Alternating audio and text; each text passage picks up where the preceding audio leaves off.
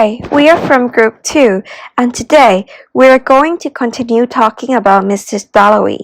Last time, Group 1 was talking about the themes of the novel.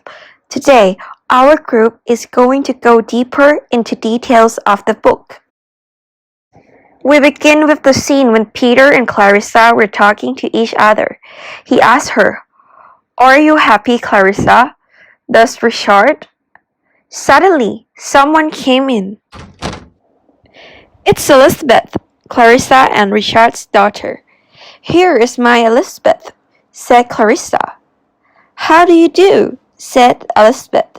"Hello, Elizabeth," cried Peter, stuffing his handkerchief into his pocket, going quickly to her, saying "Goodbye, Clarissa," without looking at her, leaving the room quickly, and running downstairs, and opening the hall door.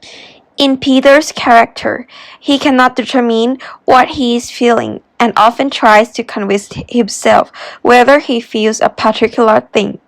For example, he spends a day convincing himself that he no longer loves Clarissa, but his sorrow of losing her painful surface when he is not in front of her, and her obsession suggests that he is still attracted to her and probably anxious for new things. He gathers anger at Clarissa and tells her new love, but she can't stand her anger and cries. "Peter, Peter!" cried Clarissa, following him out onto the landing. "My party! Remember my party tonight!" she cried, her voice, "Remember my party tonight!" Overwhelmed by the traffic and the sound of the clocks, had to speak up against the roll of the outdoors. She closed the door. As Peter exits Clarissa's house, we experience his perspective. Clarissa. Peter believes she has become frustrated and emotional. He was irritated by the way she said, "Here is my Elizabeth." Why not just say, "Here's Elizabeth"? It lacked sincerity. It didn't sit well with Elizabeth either.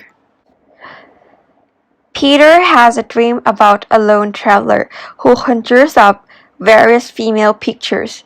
The traveler, who appears to be Peter himself, conjures up an image of a woman formed of the sky and branches, who give compassion and forgiveness. He sees her as Siren, someone who could seduce him into death with her beauty.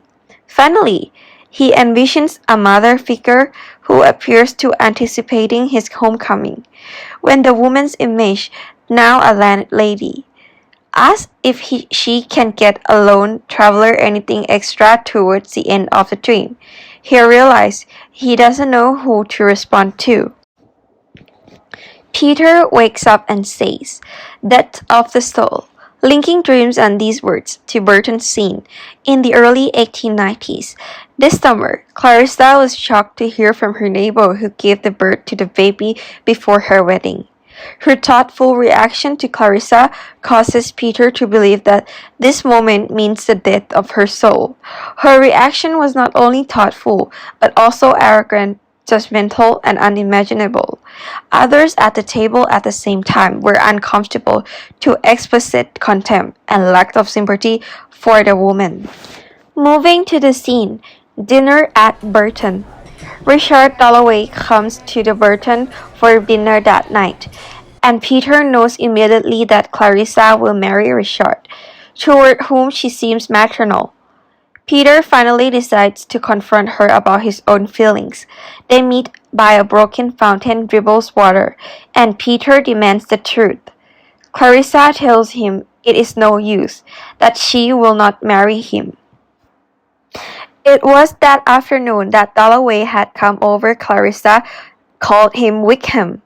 That was the beginning of everything. Someone brought him here, and Clarissa misunderstood his name. She introduced him as Wickham to everyone. Finally, he said, "My name is Dalloway," and blurted out, "My name is Dalloway." Sally got hold of it. Always after that she called him, "My name is Dalloway."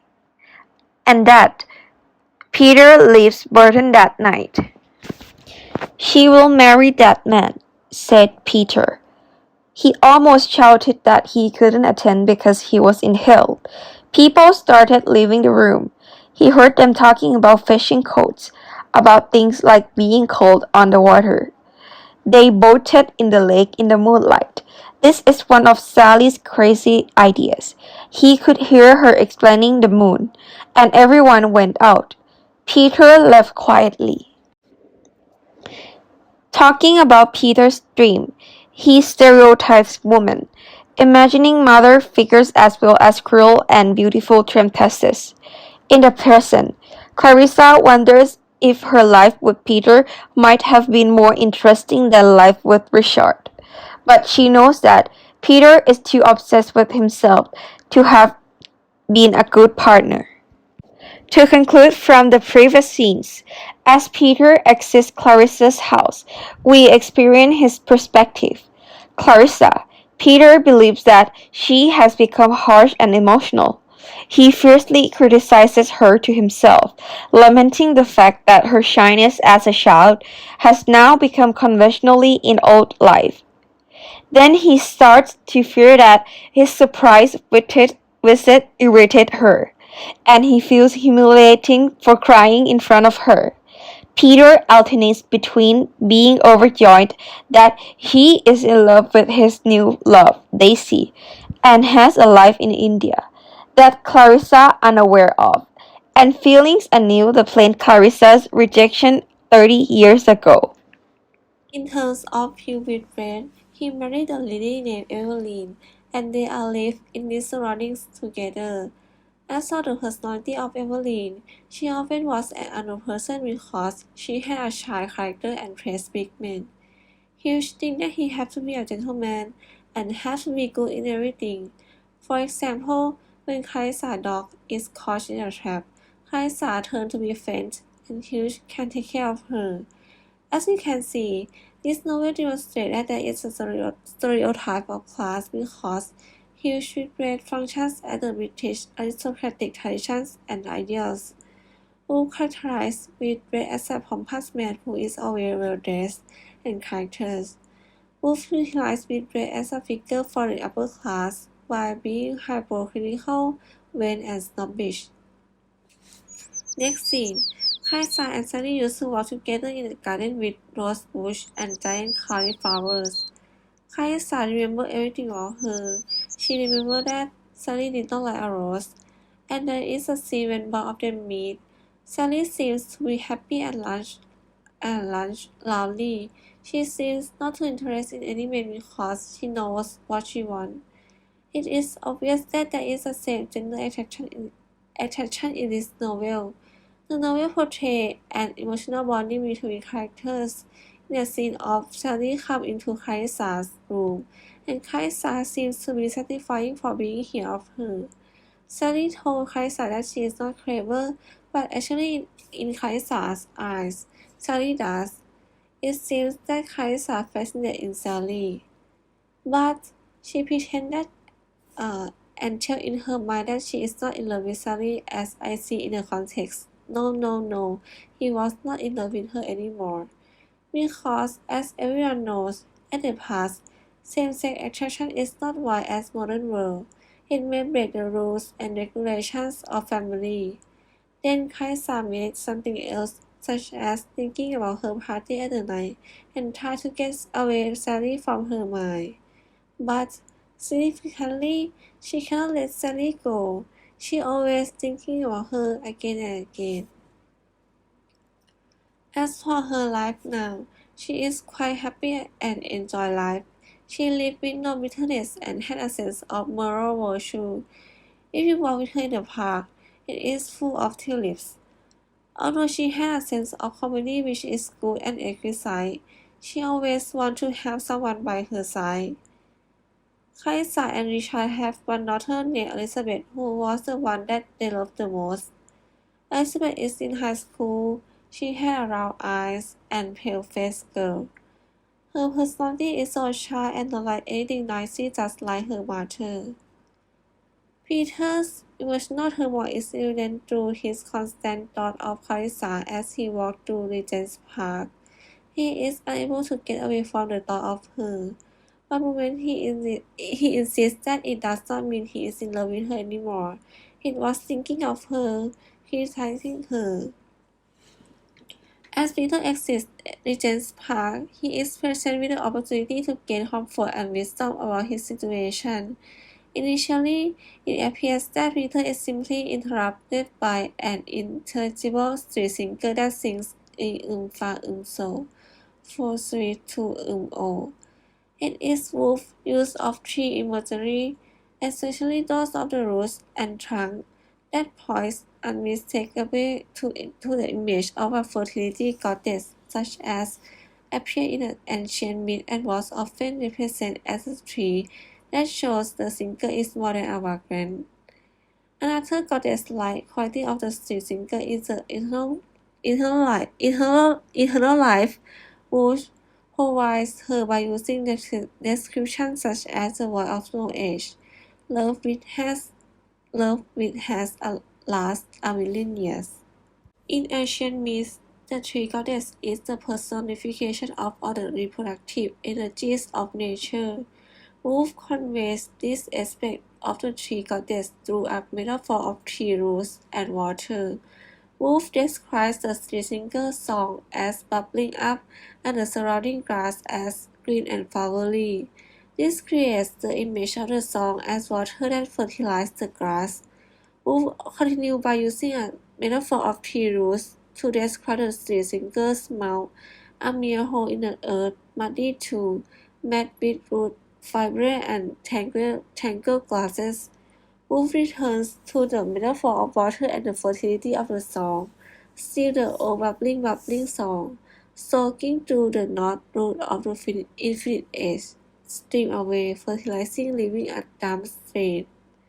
The point of view changed again, becoming closer to that of a traditional omniscient third-person narrator. We see Septimus and Dacia crossing the street and learn something of Septimus' past. Before the war, he was an aspiring poet and fell in love with Miss Isabel Poe, who gave lectures on Shakespeare. The point of view changed for a brief time to that of Mr. Brewer, Septimus' boss at the time as Sibley and Aerosmith, auctioneer, valuer, land and estate agent in London. Mr. Brewer thought Septimus had potential and noticing that Septimus looked weak and unhealthy, recommended he play football. When Septimus went to fight in World War I, he became inseparable from his officer Evans. Evans died. However, Septimus felt nothing, scared by his own lack of emotion. He married a young Italian woman, Lucrezia, when he was billeted in Milan. Lucrezia respected the Englishman and wanted to see London. So Septimus and Lucrezia left New Haven by train, and then Septimus meet Mr. Brewer, who said, "You have done your duty, it is up to us." Duty becomes a cliché from Nelson at the Battle of Trafalgar. Here is martial context and later in a martial sense by such as Dr. Holmes. The term is highly ambiguous. Mr. Brewer is interrupted by the narrator breaking off from emotion. Septimus begins to see ugliness in everything. Gracia wishes to have children, but Septimus does not want to bring children into the world or perpetuate the suffering he endured. Then Septimus meets Dr. Holmes at home. As he examines the young man, Holmes says, "So you are in a funk." Notice the insensitive tone in which Doctor addresses patient as he enters the room. Instead of showing sympathy towards Septimus' sensitive condition, Dr. Holmes makes it sound as though feeling in a funk is unacceptable. Such coldness proves a doctor's ignorance about mental illness during this era. Dr. Holmes' insensitive attitude will only exacerbate Septimus' condition and expand the disjunction between interior and exterior space even more. Holmes suggested if the Smiths have no confidence in him, they should visit a specialist named Sir William Bradshaw. One may say that the way in which Bradshaw and Holmes addresses Septimus is appropriate. After all, he is mentally ill. I do not necessarily believe the way Bradshaw and Holmes handle Septimus' situation is the best way. In fact, find that their lack of sympathy towards Septimus places more pressure on his already chaotic state of mind. What is more, we must remember that Bradshaw's main interest is to keep proportion within London's social and physical space. Therefore, Bradshaw's decision to displace Septimus to an unfamiliar space may not be in Septimus' best interest, but for England's interest, while those who are part of it must not be discussed in London's well-proportioned space as Bradshaw sees it. From this part, Wood describes Sir William Bradshaw, who was known as Septimus' new psychiatrist. Bradshaw was being respected in his field, or even had been feared of. Bradshaw believes that people who think they are mad, it is because they lack of proportion. Dr. Bradshaw's proportion came from his belief that everything must be ordered, balanced in line, and people must behave according to their place. Bradshaw's philosophy of proportion involved prescribing weight gain and solitary rest. He secluded the mentally ill patient that they must conform to his sense of proportion, or else he will consider them mad. The narrator critiques Sir William's theory that they are pressured to conform to social norms. It might seem as brutally loved, but Sir William tried to colonize people's mind, even with his wife, Lady Bradshaw. Lady Bradshaw lost touch with herself 15 years ago, when she succumbed to her husband. Now she takes a picture of decaying shirt and occupies herself with various causes. Patients occasionally ask Sir William if the matter of living or not living is a personal choice, though he shook his shoulder when Septimus asked if God exists. William believed that no choice exists between life and death, as he championed the prospect of brilliant career, courage, and family affection. If a patient antisocial impulses are out of control, he sends them away to a home. Sir William is greedy for power and impress his will on the weak, and this indicates the power he has over his patient. It is like the religious believer who tries to convert non-believer. William seeks to convert the mentally ill to his sense of proportion. He turned his patient into his obedient follower, and his wife, Lady Bradshaw, was one of the victims. Lady Bradshaw's hobby is a taking photo of decaying shirt. This represents the 20th century transition from faith in religion or God to the faith in science or technology. When the ill consider that no God exists, they begin to wonder if their life and death are perhaps in their own hand. But Sir William insists that his style of life is in fact the only choice. Patients might convert to the world as Sir William conceived it, or else be considered insane. This bullying technique suffocates patients like Septimus a lot. He saw horrifying results of blind conformity during the war. William Bradshaw is eager to end the consultation and say he will let them know about the arrangement between 5 and 6 at the evening. He will send Septimus to the home in countryside to regain the proportion. Razier thinks Sir William has failed them and think that he is not a nice man. Intend to be the scene before having lunch with Lady Bruton. The coming-up main character in this scene consists of Lady Bruton herself, huge with bread, and Mrs.Dalloway, who is Clarissa's lovely husband. It is set on the Oxford Street, where the clock shop announced precisely that it is 1:30. Hills with bread ruminate and Dahlia in front of the shop window, then goes into the Rigby and Lowndes to buy socks and shoes. Wolf described Whitbread as a man who has a great experience of visiting foreign countries. He has a lot of hobby. Whitbread is rather vain man who never brushed beneath the surface of any subject. To be more specific, he never looked at things more deeper aspect. However, he is an efficient man and has been in English society for 55 years. He knows a lot of important people such as the Prime Minister. But all of that, he never get involved in any important part in politics. Only few civic reform to be proud of such as improving public shelter and saving hours. Whitbread writes letters to the Times newspaper about various causes. And now these three characters are lunching at Lady Bruton's house. Then the scene goes to lunch at Lady Bruton's house. Mr. Whitbread never failed as he always does. He always brings Lady Bruton a bunch of carnations when visit. He frankly asks Millie Brush, who is Lady Bruton's assistant, about her brother. However, it is clear that Mr. Whitbread is in her disdain at this point, as well as Lady Bruton.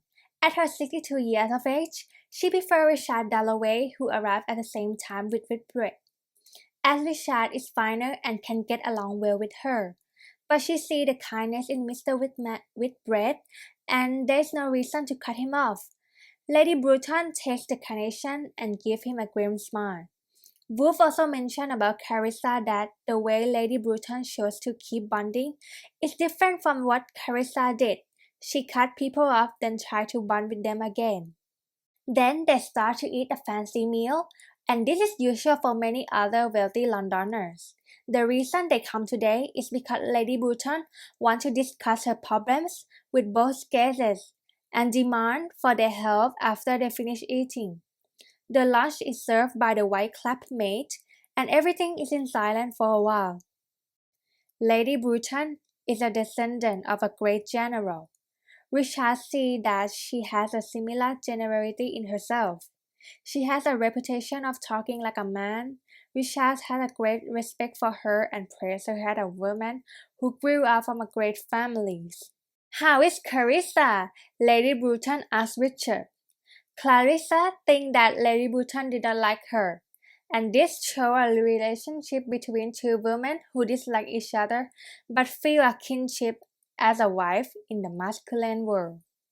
Then Mr. Whitbread also bragged that he met Clarissa in the park this morning. Suddenly, they realized about how Peter was fell in love with Clarissa, as well as how he had been rejected, then went to India and causing many messes. All of these three characters guess about how Peter came back to London because of the trouble with women, and it seems that to help Peter is impossible because he is a flawed character. After coffee, Lady Bruton wants to talk about her business with those men. However, Hugh is eating very slowly, and she is getting impatient. With how society at that time runs, Lady Bruton knows herself that womanhood is a burden rather than an asset. Even though she has a connection, Hugh's voice as a man will be heard more than her. Lady Bruton had a strong opinion about emigration to Canada. Her career involved assisting young people with emigration to Canada. She believed her efforts have been futile lately. Despite her professional success, she knows herself that her writing skills are poor. Therefore, she asked Hugh to help her write a letter to the Times, as he had a lot of experience, and she demands for Richard's advice. The character of Hugh Whitbread symbolizes the authority and proportion. He has no doubt about life, no worry or private torture. He has no ambition to ascend his political work field. Moreover, he is even proud of his accomplishments, even though it appears to be few of them. Whitbread remembers little details like bringing carnation to lunch, but sadly, his friends, especially Lady Bruton, tolerate him and only use him for connection even more than to mock him behind his back. Then Hugh begins to write his letter with his silver fountain pen. Richard finds her letter to be nonsense, but Lady Bruton is thrilled with it. She stuffed Hugh Carnation into the front of her desk and called him my Prime Minister. Richard plans to write a history of Lady Bruton families, and she tells him the papers are all in order when the time comes, by which she means when the Labour Party come into power. As they write a letter supporting immigration, Richard and Hugh keep in mind the tension surrounding young veteran needs and the effect of the war. Richard proposes risky honesty. Hugh would rather defer to people's delicate feelings. We shall see you at our night party. Richard reminds Lady Bruton about Carissa's parties. Then, when they all finish their meal and discussion, the men leave and Lady Bruton lies on sofa. She thinks about herself as a girl, riding on her pony in the countryside and roughhousing housing with her brother. Hughes and Richard seem attached to her by a thread, which grows thinner as they move farther from her. And we can see that Lady Bruton indulges in her memory of her own, and they are overwhelmingly happy ones. She feels grateful for her friends, even as she feels they are pulling away. Like other aging characters, Lady Bruton is heading for her solitude. To analyze, Lady Bruton is a character who attempts to keep herself in proportion, as she is from rich upper-class life, or even the world situation at that time is not quite well. The rich like her or even Carissa still entertain gay and ornate events. Clearly, she had a strong political ambition and a savvy intellect. She is devoted to setting young people up with belief better life abroad, but in a form of emancipation from what England has become. Perhaps she has illustrious ancestors who were responsible for her vision and victory for Britain. It is a scene in the Candy Street, where Richard and Hugh walk through the town.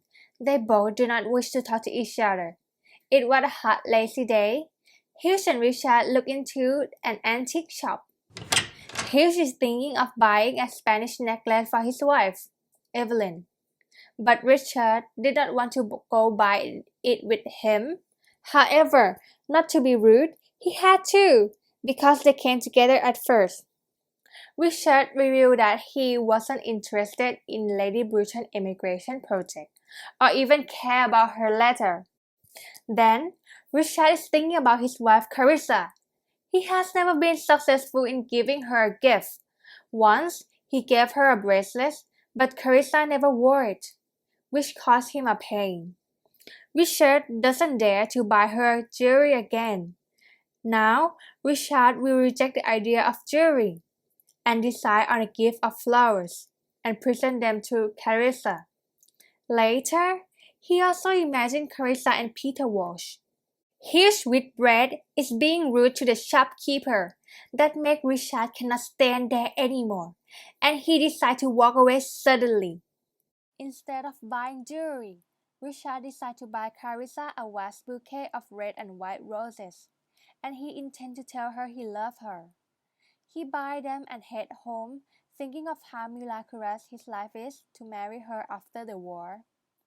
Richard moreover realized what a miracle it is that he and his family have survived the war. He feels thankful, not guilty. While he is walking, he walked past the woman wagon and children. The woman ran on the ground and laughed at him, as he held the flower bouquet like a weapon.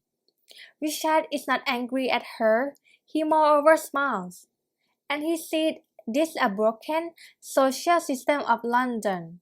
He feels true empathy for poor people and children he passed, and wants to improve their situation, but sadly, he don't know how. The Big Ben rings at 3 p.m. Richard loves the clock and its continuity. He is eager to see his wife, Carissa.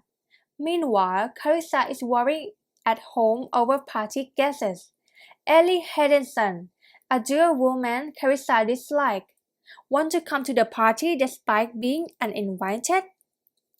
When the bell rings at 3 p.m., She's surprised that the time has passed so quickly, and she's shocked to see Richard at home. Richard gives his wife a lovely flowers, but the things don't go like what he expects. He wants to tell Carissa how much he loves her. Carissa puts the rose in the vases. However, her face still can tell how much she worries about the parties. And Richard thinks that her wife needs support. And now is it a scene when Richard is talking with Carissa and trying to understand her. At home, Carissa is irritated because her frumpy cousin Ellie Harrison is coming to the party, and because Elizabeth is praying with Miss Kilman. Richard asks to sit down and talk to Carissa, who is still thinking of Peter Walsh. They discuss their distaste for Hugh, Peter's return, and Elizabeth's overly previous tutor, Miss Kilman. Richard still cannot tell Carissa he loves her, but he holds her hand and feels happy. Then, Richard leaves for a meeting and set Carissa up for the rest on her sofa. Carissa feels unhappy because Peter and Richard criticize her for liking party. She decides she throws parties simply because she loves life. Her parties are an offering. When Richard is gone, Carissa thinks him silly for wanting her to follow the doctor's orders. But this is quite in keeping with what we have seen of Richard. He followed doctor orders because he followed Carissa's own unspoken order. He respects and observes the girl Carissa wishes to remain between them. And what will happen next to Mrs. Dalloway and people around her, you guys have to follow the next group in next week. But for today, thank you.